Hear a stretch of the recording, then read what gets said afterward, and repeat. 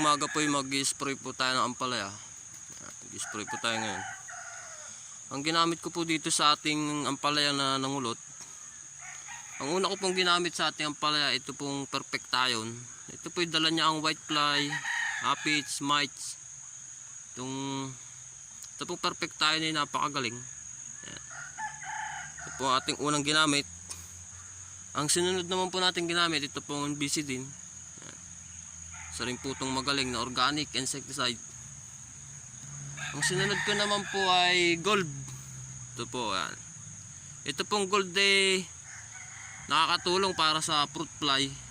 Takot po ang fruit fly dito, tsaka po dito sa Perfectation. Halos lalayo na po ang fruit fly pag nag-spray po tayo na itong dalawang to.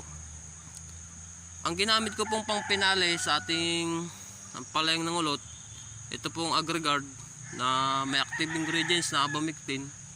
Ito po yung sa, kung maalala nyo po sa aming sili, ito po ang aming ginamit, ang abamectin.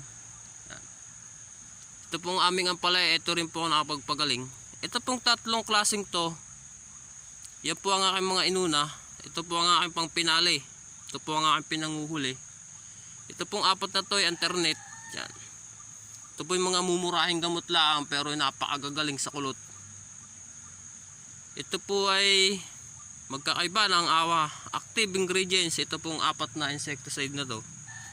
Kaya yung aming ampalaya halos nangulot at nanilaw na ang dahon. Yan.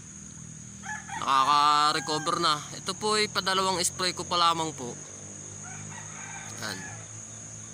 Internet lang po itong apat na insecticide. After 3 days, sinisprayan ko na po sila. Medyo nabalik na uli siya sa dati niyang lago at nawala na ang mga kulot. Yan, lalo na ang aphids. Ang kainaman po pala ng naninira ng talbos ng ating ampalaya, ito pong mga thrips, aphids, yan, mga mites. Ito pong apat na gamot na to ay dala na po niya yung mga insektong salot na nagdadala ng pangungulot ng ating ampalaya.